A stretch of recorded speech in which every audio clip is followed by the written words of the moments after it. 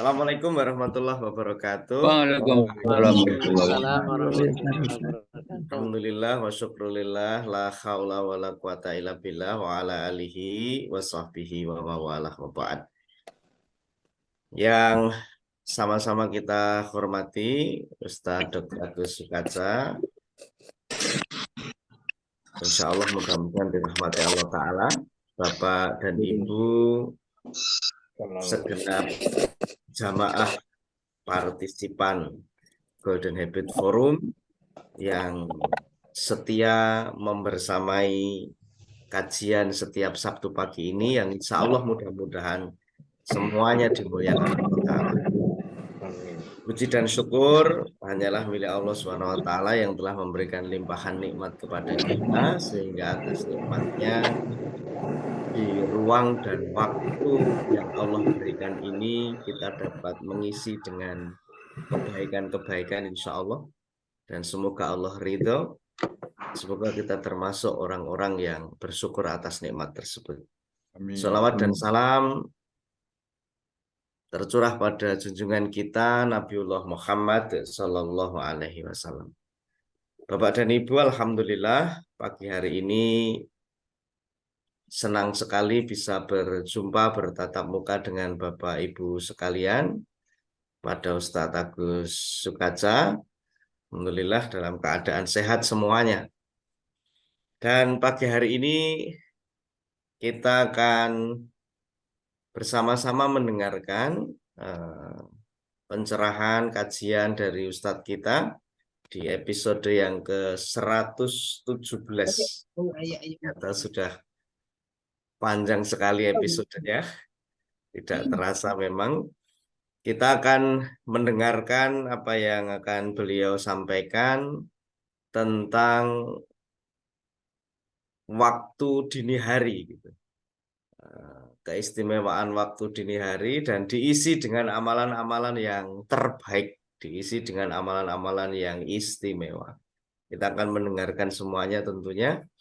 Oleh karena itu, sebelum kita mendengarkan kajian pada pagi hari ini, mari kita awali, kita buka terlebih dahulu kajian kita dengan membaca Bismillahirrahmanirrahim. Bismillahirrahmanirrahim. Selanjutnya kita dengarkan materi yang akan disampaikan oleh Dr. Agus Sukaca. Oleh karena itu, monggo dokter, kita berikan waktunya sepenuhnya. Assalamualaikum warahmatullahi wabarakatuh. Waalaikumsalam warahmatullahi wabarakatuh. Alhamdulillahirabbil alamin. Assalatu wassalamu ala asyrafil anbiya'i wal mursalin Muhammadin wa ala alihi wa sahbihi ajma'in. Amma ba'd. Bapak Ibu segenap partisipan Golden Habit Forum rahimakumullah, sudah hadir dari Papua, dari Sulawesi sudah ada, dari Jawa, Kalimantan, Sumatera, alhamdulillah sudah terwakili semuanya. Bersyukur kita di pagi hari ini dapat kembali berjumpa, bersilaturahim dalam Golden Habit Forum episode yang ke-117. Alhamdulillah ini juga dengan Mas Agus Bidiantoro bisa ketemu. Alhamdulillah. Ya, alhamdulillah. Ya. Bapak Ibu sekalian, di dalam 2 episode berikutnya kita sudah berbicara tentang bagaimana kita memanfaatkan waktu-waktu. Kapan kita harus beristirahat, berapa lama kita harus beristirahat, amalan-amalan apa yang perlu kita jadikan menjadi pilar-pilar amal soleh kita. Nah, pada kesempatan pagi hari ini, kita akan berbincang-bincang khususnya bagaimana kita memanfaatkan waktu dini hari. yang disebut juga sebagai waktu, ya, waktu sepertiga malam akhir, ya, waktu sepertiga malam akhir.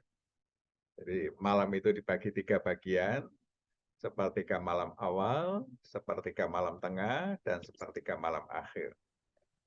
Nah, sepertiga malam akhir sebagai waktu dini hari itu merupakan waktu yang sangat istimewa bagi kehidupan seorang Muslim, karena di situ ada amalan-amalan yang dapat mengantarkan kepada maqam mahmudah, maqam yang terpuji, maqam yang terhormat. Itu pada waktu sepertiga malam akhir ini. Oleh karena itu, marilah ya, kita manfaatkan sebaik-baiknya sepertiga malam ini, kita kuasai sepenuhnya, sehingga kita bisa membangun amal-amal istimewa pada sepertiga malam akhir ini. Nah, saya mohon izin untuk share screen.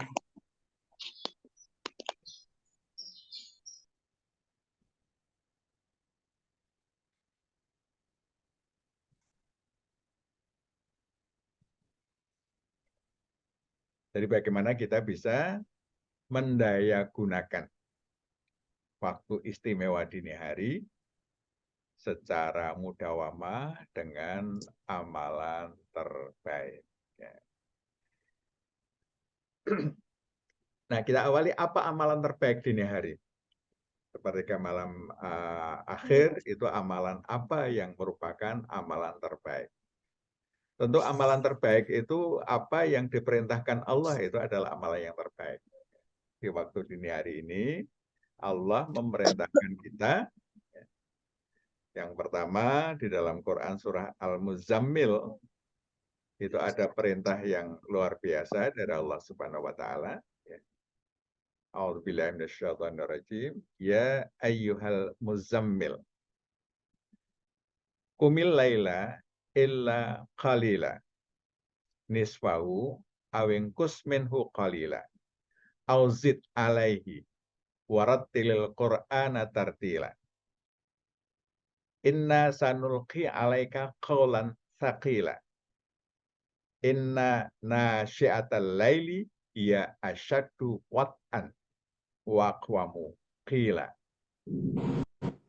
Wahai orang-orang yang berselimut, ini maksudnya orang-orang yang lagi tidur, ya. Bangun malamlah. Qumil laila. Nah, ini adalah waktu sesudah tidur. Ini waktu terbaik, bangun malamlah itu pada apa? Pada sepertiga malam akhir. Ya. Ini kurang lebih 3 jam sebelum subuh ini. Sepertiga malam terakhir itu. Ya. Qumil laila illa qalila. Bangunlah malam kecuali sedikit. Sedikit untuk apa? Sedikit untuk tidur. Ya. Yang sedikit itu untuk tidur. Sedikitnya seberapa? Nisfahu. Separuh malam. Nah, kalau malam itu berlangsung selama 9 jam, ya, mulai isya sampai subuh, ya, maka separuhnya itu adalah 4,5 jam kurang lebih. Ya. Nisfahu. Awingkus minhu. Qalila. Atau kurangi sedikit daripadanya. Nah, ngurangi siklus tidur, kemarin sudah kita bahas, ya, sedikit, ya 1 siklus yang harusnya separuhnya 3 siklus, kita jadi 2 siklus saja, jadi 3 jam. Ya. Auzid alaihi, atau tambah daripadanya. Nah, tambahnya berapa? Ya, kalau separuhnya 3 siklus, maka menjadi 4 siklus, tambah sedikit. Berarti 6 jam. Ya, 6 jam. Warattilil Qur'ana tartila. Dan bacalah Quran dengan tartil. Inna sanulqi alaika qawlan tsaqila. Sungguh kami akan menurunkan perkataan yang berat. Sungguh bangun malam itu lebih kuat mengisi jiwa dan lebih berkesan. Jadi sepertiga malam akhir itu kalau kita membaca Quran, dia akan lebih kuat mengisi jiwa, dan bacaan yang kita baca itu akan lebih berkesan di dalam memori kita. Nah, sehingga Bapak Ibu sekalian, membaca Al-Quran dengan tartil pada sepertiga malam terakhir itu lebih kuat mengisi jiwa dan lebih berkesan. Nah, kesan Quran di dalam jiwa, di dalam pikiran ini perlu untuk kita kembangkan terus-menerus, sehingga pikiran kita, jiwa kita sepenuhnya itu terisi oleh Al-Quran. Sehingga Quran itu menjadi mindset kita, cara berpikir kita menjadi pertimbangan terpenting untuk melakukan sesuatu, untuk berpikir sesuatu. Ya, jadi menjadi pertimbangan terpenting. Perilaku kita juga pertimbangannya adalah Al-Quran itu. Kalau Quran mengatakan go, kita go. Kalau Quran mengatakan jangan, mohon maaf ya, kita tidak akan melakukan. Nah, ini Quran mesti mengisi jiwa. Dan proses pengisian itu yang terbaik adalah pada waktu lail, sepertiga malam terakhir. Ini amal soleh istimewa. Rattilil Qur'ana tartila, membaca Al-Quran dengan tartil. Ya. Pengertian membaca itu mengandung pengertian kita mengerti apa yang kita baca, sehingga kita harus memperhatikan betul makna bacaan yang ada di dalam Al-Quran itu. Ini amalan pertama ya yang baik ya, kita lakukan di dini hari. Yang kedua, ini Quran surah Al-Isra ayat 79. Allah memerintahkan wa minal laili fatahajjat bihi nafilatal lak asa ayyab ataka rabbuka maqamam mahmuda. Dan pada sebagian malam bertahajudlah sebagai amal nawafil bagimu. Tentu Tuhanmu mengangkatmu ke makam yang terpuji. Jadi Bapak sekalian, bertahajud itu akan mengangkat kita kepada makom, kedudukan yang terpuji. Semakin kita lakukan secara mudawamah setiap malam, maka perjalanan kita menuju makom yang terpuji itu terus-menerus. Sebab perjalanan menuju tempat terhormat, kalau hanya pendek, ya kehormatannya ya masih rendah. Tapi kalau kita lakukan secara mudawamah terus-menerus, ya, berarti kita selalu bergerak menuju ke makom, derajat, tempat yang terpuji. Nah, sehingga tidak cukup hanya dengan dengan sekali bangun malam sudah langsung terpuji. Enggak. Ini adalah perjalanan. Kalau kita berjalannya hanya semalam, ya kita sampainya ya terbatas. Tapi kalau sepanjang malam kita melakukan perjalanan ke arah sana, berarti kita itu selalu bergerak menuju tempat yang terpuji. Nah, ini dua amalan ini yang langsung disebutkan di dalam Al-Quran. Nah, sehingga selanjutnya bagaimana dua amalan penting ini menjadi bagian aktivitas kita setiap dini hari. Membaca Al-Quran dengan tartil, bertahajud. Nah, kapan dan bagaimana mengamalkannya? Ini kita perlu membuat membuat setting ya, agar lebih mudah menjadi mudawamah. Maka kita perlu membuat pola yang sama setiap hari. Sebab kalau polanya tidak sama, itu nanti agak sulit mudawamah. Misalnya sesekali bangun jam 2, nanti kali lain jam setengah 2, kali lain jam setengah 3, kali lain jam 3, setengah 4, kita berubah-ubah. Maka aktivitas yang berubah-berubah ini sulit untuk menjadi mudawamah, menjadi kebiasaan. Karena kebiasaan itu biasa mudah tercapai kalau Isnan. kita lakukan Mas dengan Isnan. cara yang sama. Jadi kalau caranya berubah-ubah, maka agak susah untuk menjadi kebiasaan. Oleh karena itu, buat pola yang sama mengamalkannya. Misalnya,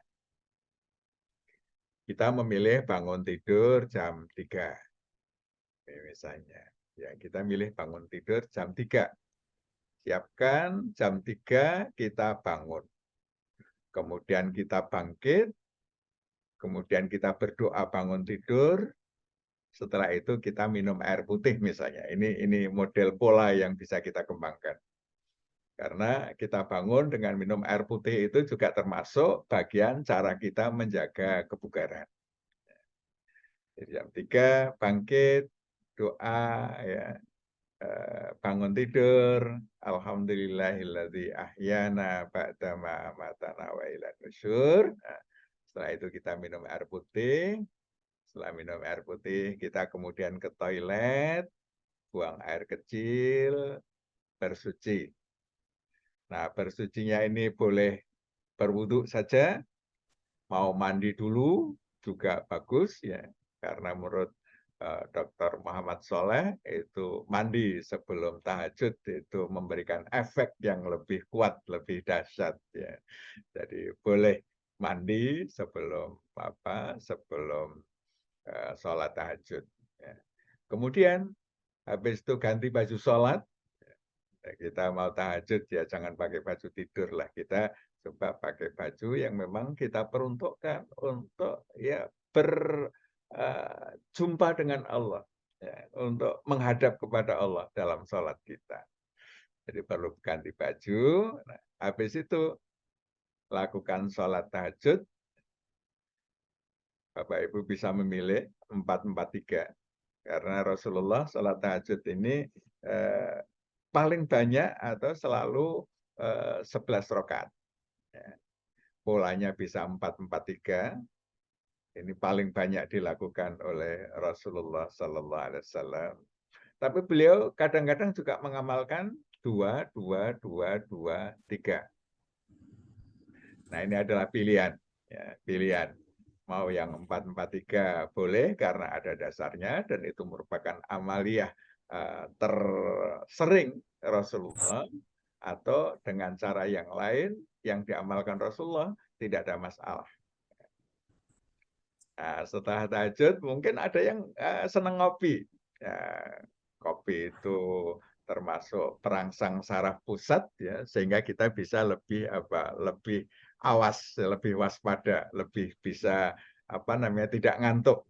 Ya. Nah, mungkin habis tahajud ngopi, ya, habis ngopi kemudian membaca Al-Quran, ya, targetkan misalnya habis malam tiap dini hari itu kita membaca 1 juz. Misalnya, nah Bapak Ibu bisa memilih yang lain, mau berapa tidak masalah, ya. Tetapi menjadi amalan-amalan yang rutin bisa kita lakukan setiap hari. Saya termasuk yang rutin ngopi dulu sebelum membaca Al-Quran. Ya, jadi habis tahajud ya ngopi dulu, ya baru kemudian nanti baca Al-Quran. Ini pola yang bisa kita kembangkan. Kita membuat pola, masing-masing bisa memilih polanya sendiri. Mau jam 3, mau jam setengah 4, tergantung zona waktunya. Yang penting kira-kira masih ada waktu 1 jam ya kita sebelum subuh, sehingga kita sempat menyelesaikan tahajud 11 rakaat dan menyelesaikan membaca Al-Quran 1 juz. Ini pola yang bisa kita buat. Tapi kalau misalnya ada yang tidak 1 juz, nggak apa-apa, misalnya setengah juz, ya, itu bisa kita polakan. Nah, kita rencanakan ini sebagai pola bangun malam kita. Nah, selanjutnya setelah kita mempunyai pola, kita perlu menulis rencana Qiyamul Lail sesuai pola yang diinginkan. Jadi misalnya kita tulis, saya bangun pukul 3. untuk melaksanakan sholat tahajud 11 rakaat dan membaca Al-Quran 1 juz setiap hari. Silahkan ditulis. Kenapa kita perlu menulis rencana ini? Karena berdasarkan penelitian, menulis rencana itu menjadikan peluang untuk mencapainya lebih besar. Kalau kita hanya berpikir di dalam benak saja, saya akan bangun jam 3 pagi, ya, itu kurang kuat. Tetapi kalau kita tulis, ya saya bangun pagi setiap jam 3 atau setiap pagi saya bangun jam 3 untuk melaksanakan tahajud 11 rakaat dan membaca Al-Quran 1 juz setiap hari. Itu ditulis. Nah, kemudian tulis di dalam status HP boleh, laptop boleh, bikin poster, ya, ditempel di kamar gitu ya. Kemudian baca setiap hari hingga mudawamah. Saya bangun pukul 3 untuk melaksanakan sholat tahajud 11 rakaat dan membaca Al-Quran 1 juz setiap hari. Nah, selanjutnya sampaikan kepada orang-orang dekat yang dicintai. Istri, suami, ya, orang tua, bagi yang masih muda-muda disampaikan, ya, untuk kemudian supaya diketahui juga oleh orang-orang terdekat kita. Mereka akan memberikan kekuatan. Kita kalau sudah menyampaikan, itu juga mereka akan memberikan kekuatan dan akan memberikan perasaan malu kalau kita tidak mencapainya. Itu adalah harga diri. Ya, kalau kita sudah punya rencana tidak tercapai, harga diri kita itu gimana gitu ya. Maka dengan menyampaikan itu, dan karena ini menyangkut harga diri, kalau saya tidak bangun pada malam, berarti harga diri saya jatuh. Ya, ini untuk apa? Untuk menyemangati diri. Sehingga setiap dini hari kita senantiasa bangun. Nah, selanjutnya segera mulai hari ini. Ya, jadi kalau merencanakannya hari ini, berarti nanti dini hari ya kita mulai. Dan setan itu cara menggodanya, jangan mulai hari ini, besok saja. Hari ini kan masih capek. Hari ini mau pokoknya dibikin banyak alasan. Hari ini nggak usah lah, ya besok saja. Dan setan besok akan melakukan hal yang sama, besok saja. Sehingga tiap hari mengatakan besok, sampai akhirnya malaikat mau datang, kebiasaan belum terbangun. Ini cara setan untuk mengganggu, menggoda, supaya kita tidak mulai hari ini.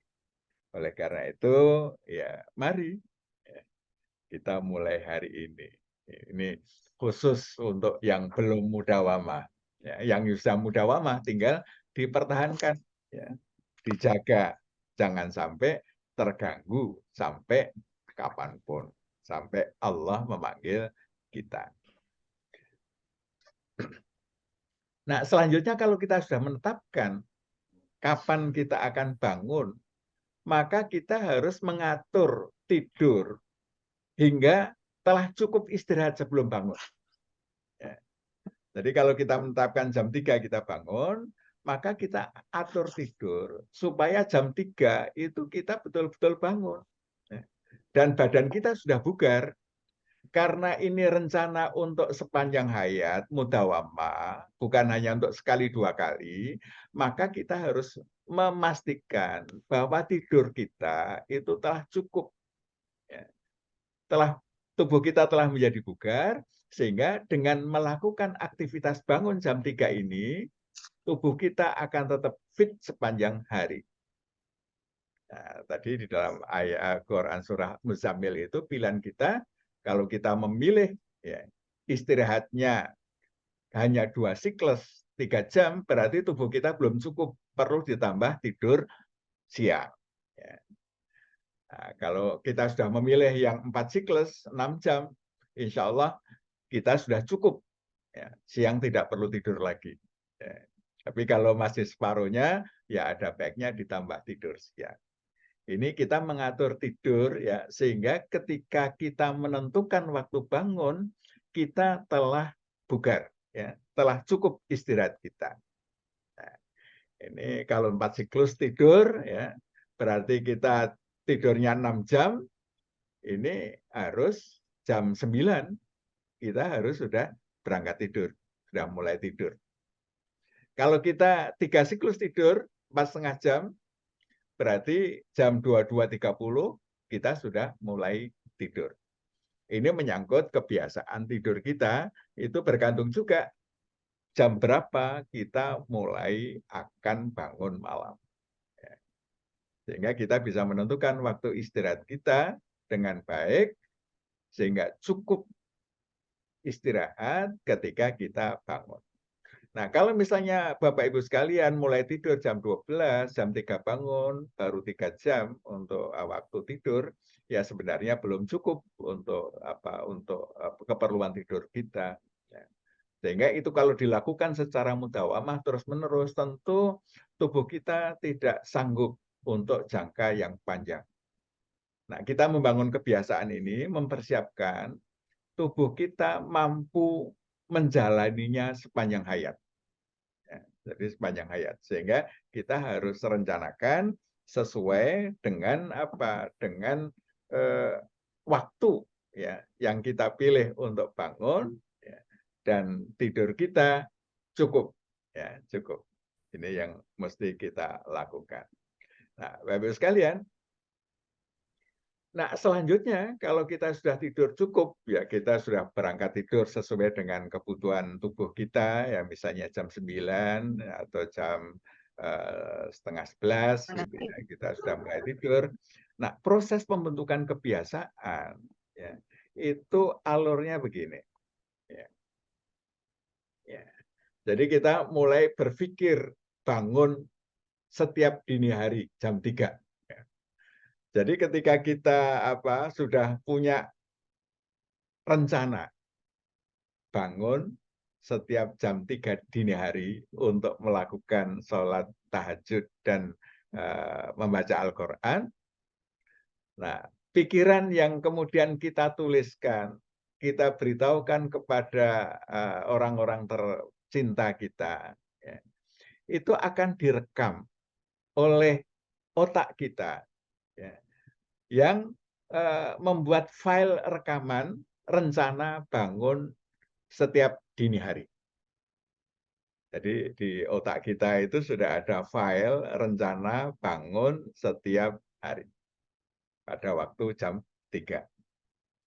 Nah, selanjutnya ketika nanti malam ya, melakukan yang pertama kali, ya, jadi jam 9 sudah bangun, jam 3 ya, itu kita ingin mempunyai pengalaman yang pertama kali untuk bagi yang pertama. Nah, nanti mungkin untuk membangun pengalaman ini bagi yang belum terbiasa, dibantu dengan alat-alat bantu yang dimiliki. Nah, kita punya HP, maka setting HP-nya bisa kita setting alarm pukul 3. Punya 2 HP, dua-duanya disetting pukul 3. Sehingga nanti akan pada pukul 3 di mana kita rencana bangun, itu dibantu oleh perangkat ada alarm.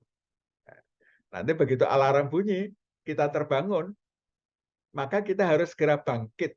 Ya, harus segera bangkit. Jangan kemudian alarm, matikan alarmnya, baring lagi, minta sebentar lagi, nanti akan masuk ke tidur lagi, dan itu mungkin baru 1,5 jam lagi bangun.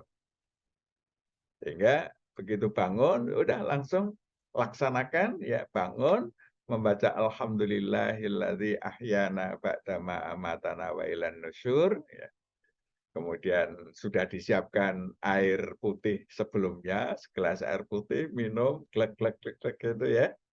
Habis itu kemudian menuju ke toilet, ya,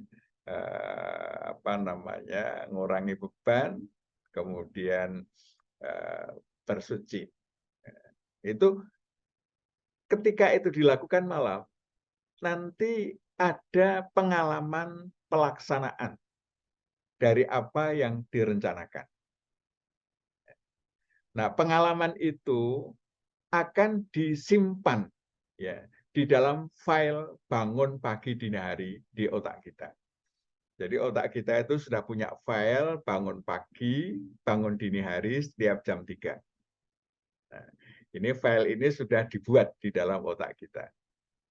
Nah, semakin diulang ya, pengulangan bangun setiap dini hari itu akan merubah fisiologi otak kita yang pada awalnya itu mungkin filenya terbentuk itu masih samar, ya.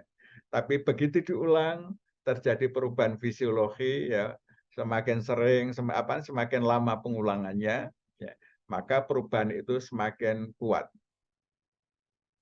Sampai pada titik tertentu dia akan mengalami perubahan anatomis pada otak kita.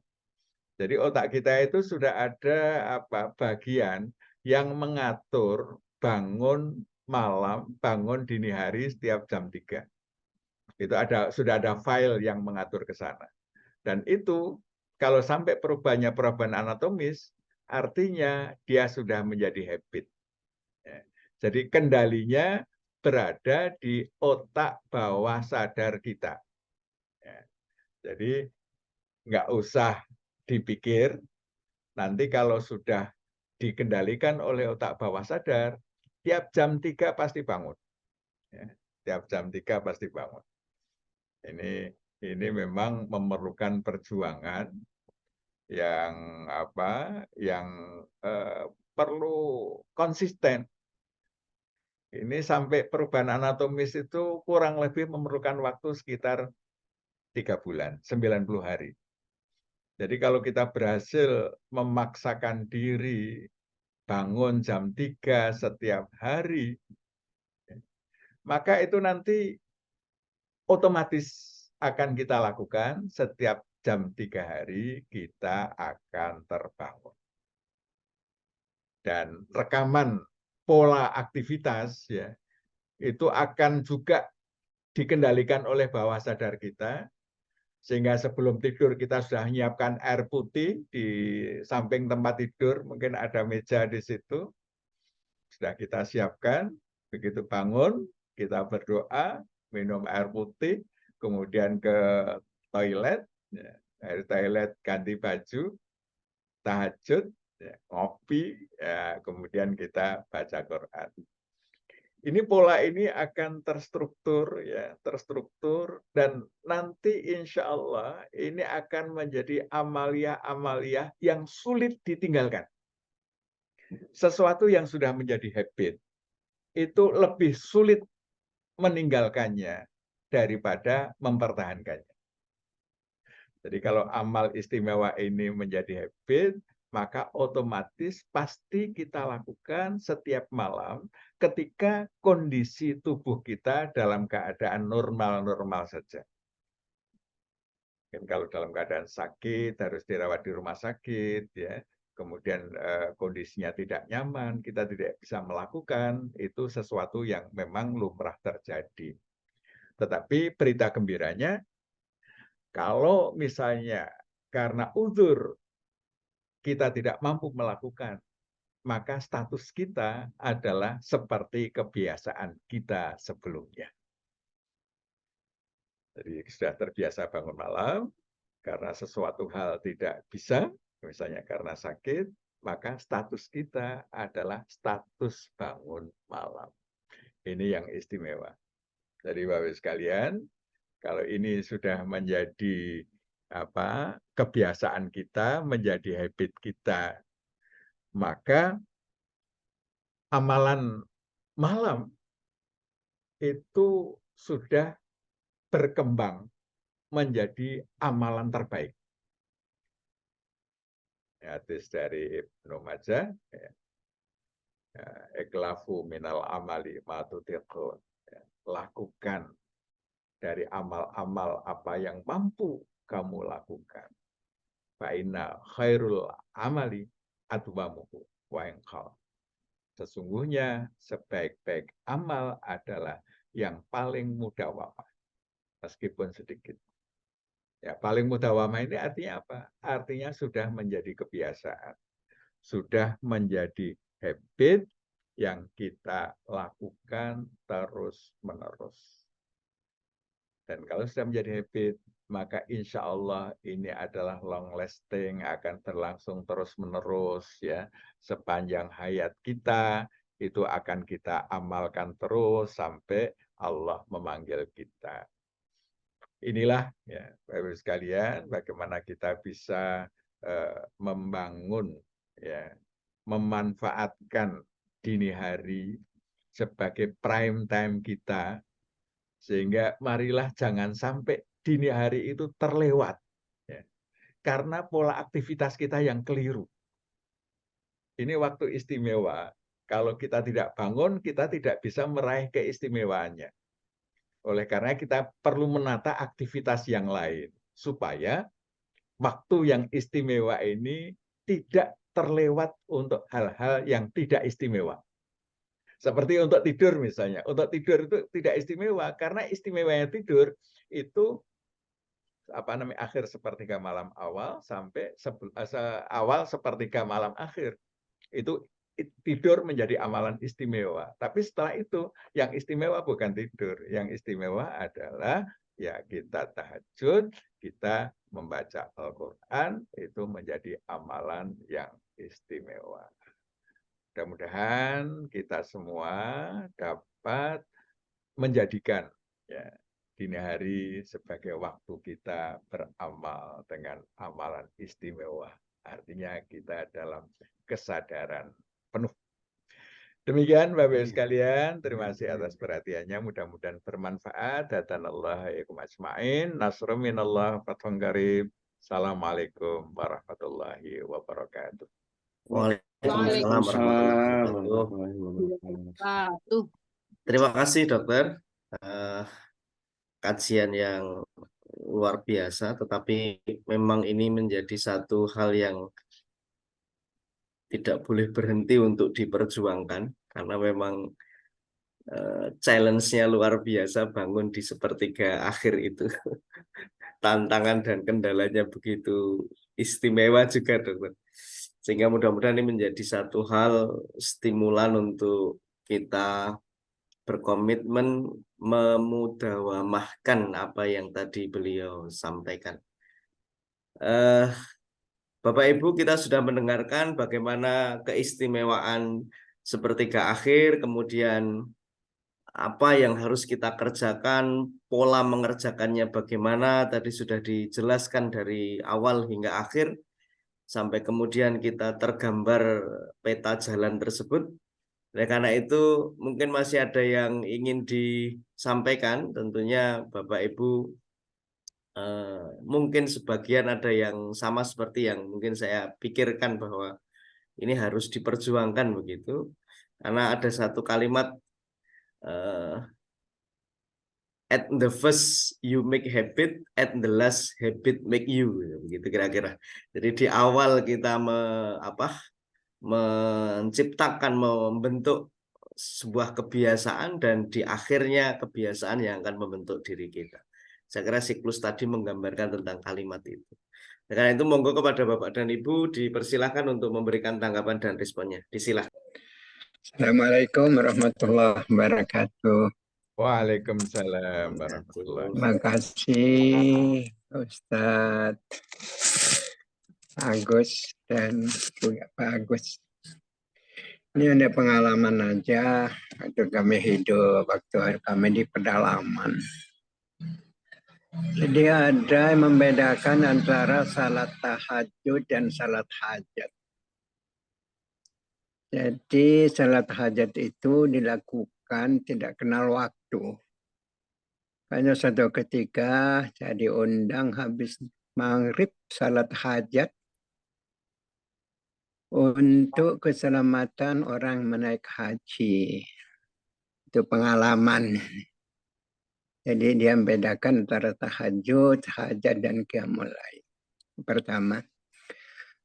Kemudian yang kedua tentang jumlah urutan jumlah pada salat lail. Saya juga pernah diskusi dengan teman kita sebelah. Kalau dari Aisyah 443 mereka itu menerima. Kemudian dari kalau tidak salah Ibnu Umar, kemudian 2222 tambah 1. Mereka menggunakan dalil itu. Kemudian yang 2222 plus 3 itu mereka tanya tentang dalilnya. Urutan-urutan 2223. Itulah yang perlu pencerahan mungkin. Kembali. Sebab sementara saya berpendapat yang 222 itu adalah kompilasi antara Isa dengan Ibnu Umar. Nah, jadi mereka mengerjakan 2221 dan mereka berpendapat bahwasanya yang 3 dipisah itu adalah salat witir terakhir. Mungkin itu Ustadz yang kami perlu dari pencerahan dari Pak Ustadz Agus. Terima kasih. Assalamualaikum warahmatullahi wabarakatuh. Assalamualaikum warahmatullahi wabarakatuh. Waalaikumsalam. Terima kasih Ustadz Afif. Jadi ini dok, ada yang membedakan antara tahajud dan hajat. Nah, ini monggo ini sudut pandang tarjih mungkin bagaimana dok?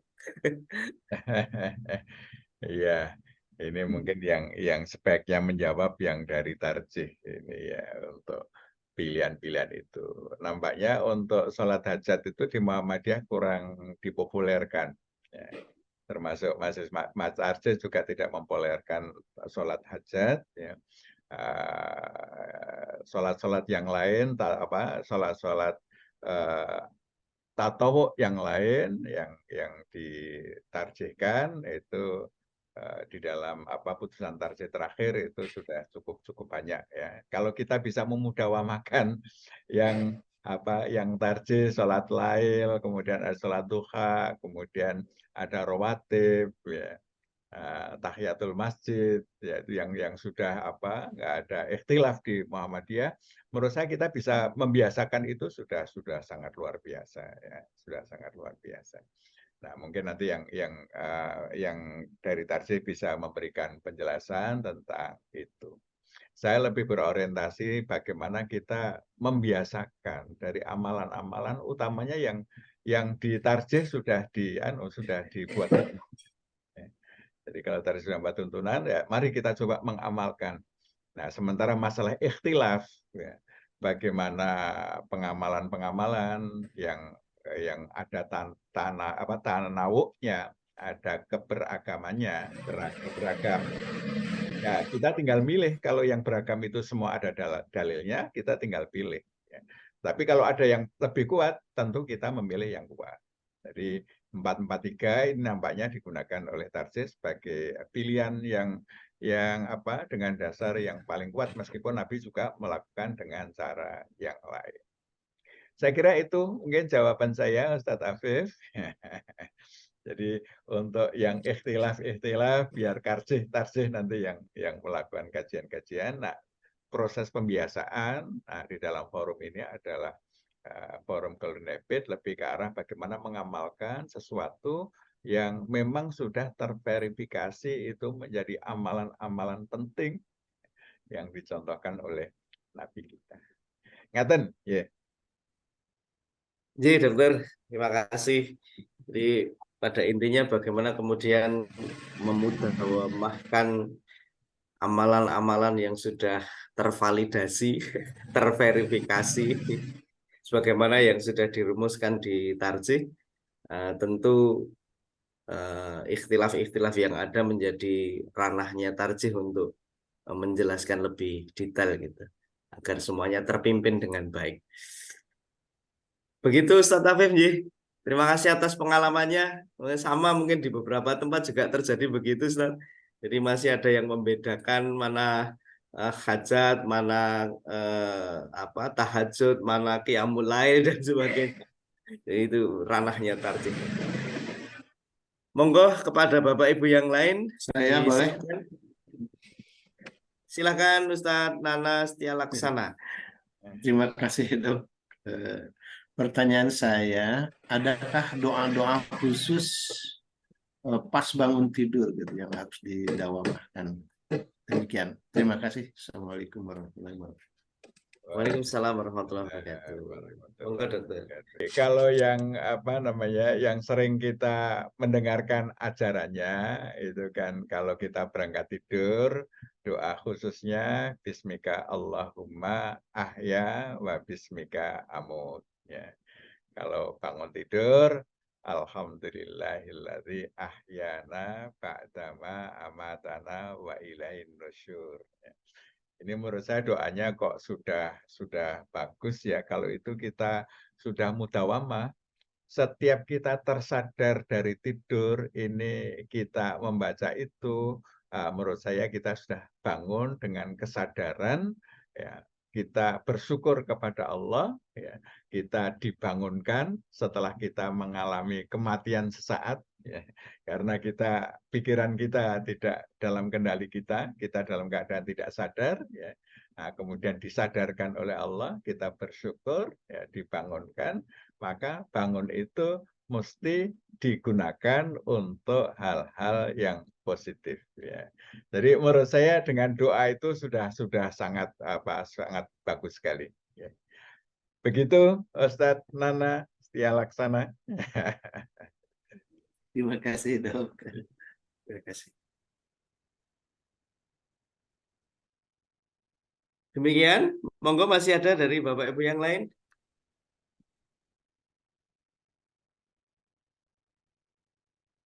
Atau sambil menunggu dok, ini saya lebih kepada memang kadangkala menjadi satu hal yang dok, di hati ini juga kurang nyaman begitu rasanya. Jadi tatkala konsekuensi logisnya misalnya kita aktif di persyarikatan begitu ya, dengan berbagai dinamika kegiatannya sampai kemudian rapat dan sebagainya sehingga waktunya sampai larut begitu. Sekalipun larutnya waktu itu ya memang harus sampai dengan waktu itu gitu. Tidak kemudian kita selesai rapat misalnya terus ngobrol sampai malam, enggak begitu, tapi memang agendanya mengharuskan randonnya demikian. Sehingga dampaknya adalah pada siklus kita istirahat. Nah, kemudian di pagi harinya, di dini harinya itu tentu merubah satu pola yang harusnya tadi istirahatnya cukup menjadi tidak. Nah, ini yang sering sekali terlewat, dokter. Jadi mohon pencerahan atau mohon bagaimana ini cara mengatasi, karena jangan-jangan kalau bahasa Jawanya mungkin Bapak Ibu bisa preso golek uceng kelangan delek begitu ya. Artinya mencari sesuatu yang harusnya lebih pokok tapi dikalahkan dengan sesuatu yang mungkin ya boleh dikatakan tidak begitu pokok begitu. Nah, ini bagaimana dok cara mengatasinya dok? Ini lebih kepada pengalaman pribadi karena di hati juga tidak nyaman karena sering terjadi begitu dok. Ya. Terima kasih. Ya. Itu Mas Agus, saya juga termasuk yang korban pengalaman seperti itu ya. Dulu waktu aktif di Angkatan Muda di IPM itu ya, ada semacam dianggap belum aktivis betul kalau belum bisa tidak tidur sampai tengah malam. Jadi kita agenda-agenda itu sampai tengah malam, kadang sampai jam 1 baru ini ya. Dan itu dianggap menjadi identitas aktivis itu kalau sudah bisa tidak tidur sampai tengah malam. Sehingga saya juga mengalami fase-fase mengurus organisasi itu sampai tengah malam ya.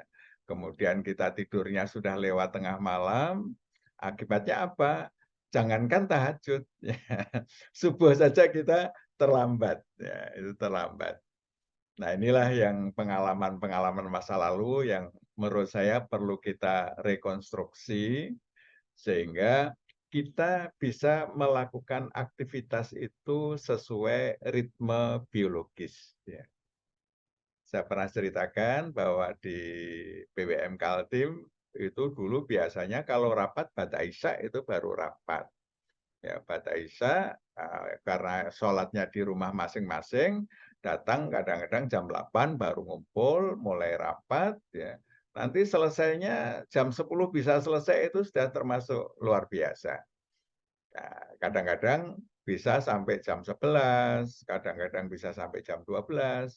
Akibatnya apa? Ritme dini hari kita menjadi kacau, menjadi terganggu.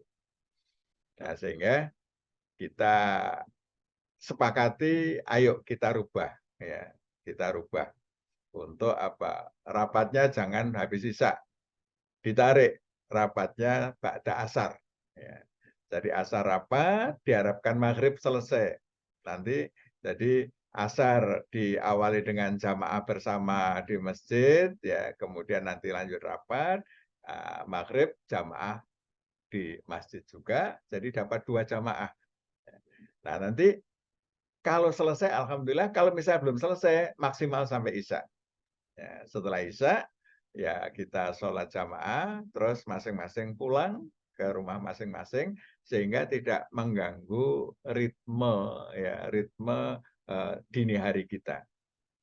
Nah ini saya kira juga di tempat lain kita perlu menata aktivitas kita untuk kegiatan-kegiatan persyarikatan atau kegiatan-kegiatan kemasyarakatan.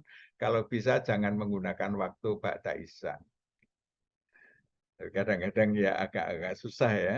Nah, tapi kalau itu sifatnya tidak mudawamah, hanya sesekali, karena seperti Rakernas ya. Rakernas ini tadi malam sampai malam, penutupan sampai kurang lebih jam 10 lebih ya.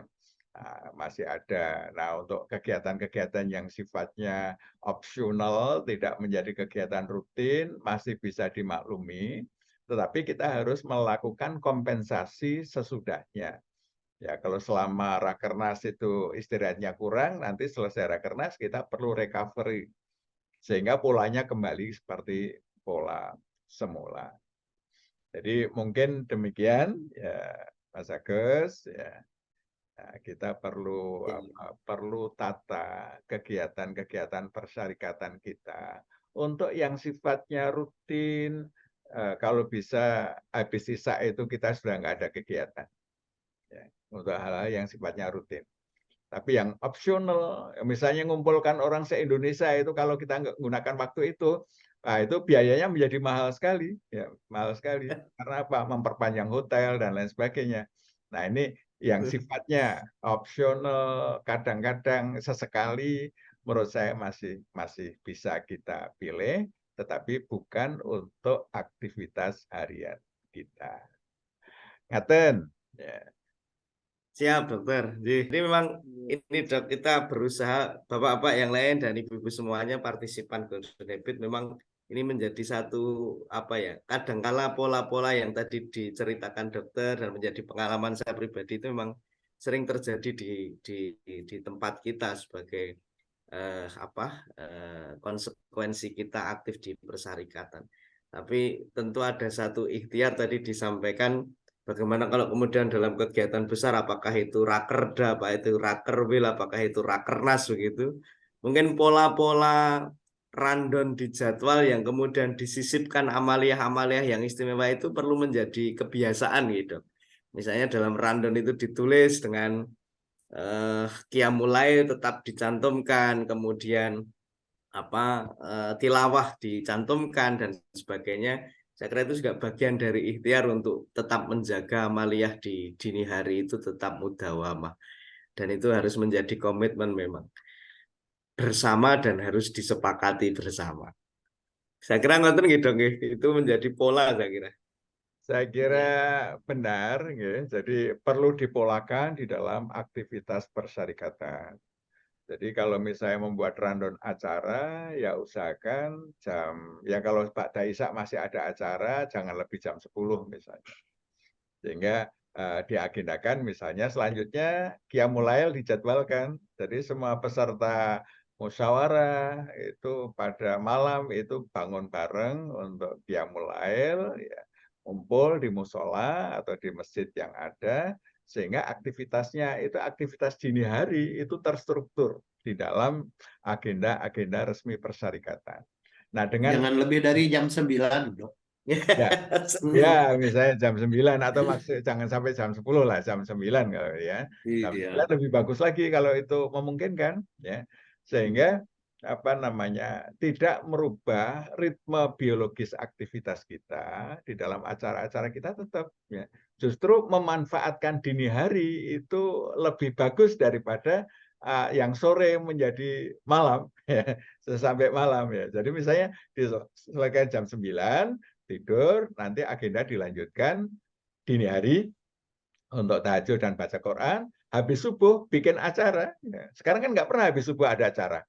Iya. Jadi kalau misalnya acara diagendakan, habis sholat subuh itu mungkin ada sesi apa, menurut saya kok itu akan lebih bagus, karena itu sesuai dengan ritme biologis kita, dan kegiatan-kegiatan persyarikatan itu mesti menyesuaikan dengan ritme itu. Jadi Ya. kita biasa seminar misalnya ba'da subuh itu menjadi sesuatu yang biasa. Membahas ba'da subuh itu sesuatu yang biasa. Daripada kita menggunakan waktu antara jam 9 sampai jam 10 malam. Iya. Ya. Iya. Well known ini, Dok. Ya. Dicatat dengan baik ini. Oke, terima kasih. Nanti kita akan berjumpa lagi di Sabtu depan. Tentu ada beberapa inspirasi yang bisa kita dapatkan tadi terkait dengan pola-pola pembiasaan. Jadi pada intinya bukan menjadi satu alasan dimanapun dan dalam kondisi apapun, dalam konteks memudawamahkan ini memang harus kita perjuangkan. Nah, tentu ini menjadi bagian yang tidak mudah prosesnya, tetapi inilah yang memang harus kita petakan dalam kehidupan kita.